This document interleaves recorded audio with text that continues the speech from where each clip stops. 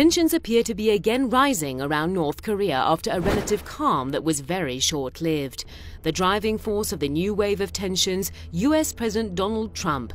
And it was this Twitter message that had everyone guessing if things were already heading in a direction feared by the world. Do you ever rest? Do people ever rest? Can you clarify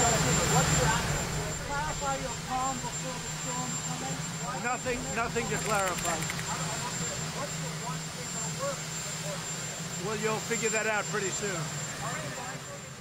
This new Donald Trump, this new president of the United States, he seems have to have very poor control over his reactions, and he has a very poor choice of words. And any kind of misunderstanding between the two countries could be something that could lead to something very serious. Trump's open declaration that diplomacy no longer works with North Korea has provoked reactions at home and among fellow Republicans.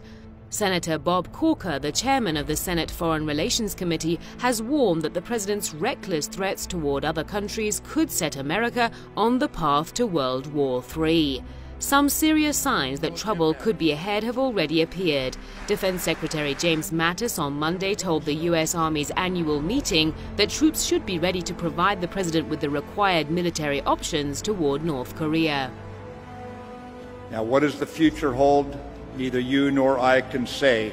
So there's one thing the U.S. Army can do, and that is you have got to be ready to ensure that we have military options that our president can employ if needed.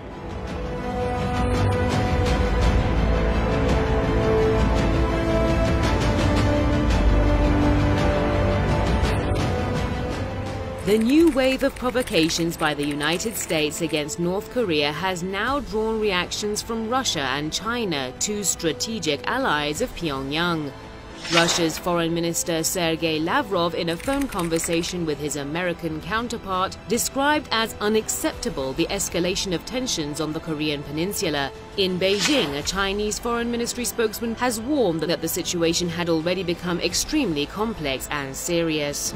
If there was a war to go on, I'm certain that both China and Russia would seek to prop up the DPRK and protect it to some degree in order to try to keep a country that is friendly to both of them in that position. Having a country with U.S. bases right on their border is something that both countries simply cannot tolerate, especially when you consider that some kind of missile shield like that could be installed in the region of the DPRK that would undermine the military capacity of both countries.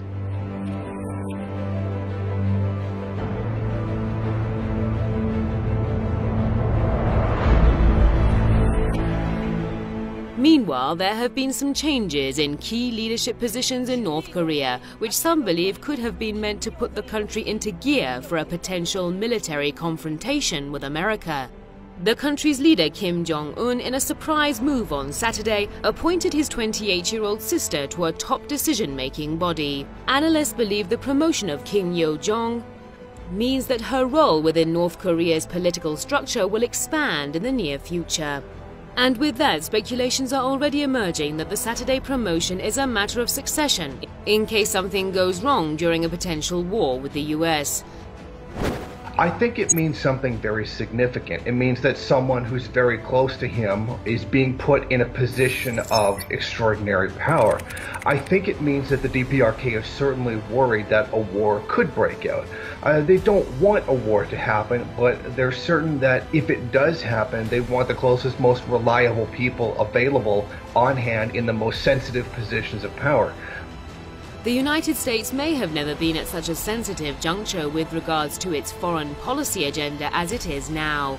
President Trump has a lot on his plate that include important issues like the North Korea crisis, the Russia case, the Middle East tensions, and Iran's nuclear deal, all of which are equally sensitive. He is yet to prove his mettle in dealing with each and every of those issues, but the costs of his failure on any front would be too high, and many believe that the impacts would affect a significant portion of the international community. This clearly explains why the world is so concerned about where Trump is heading.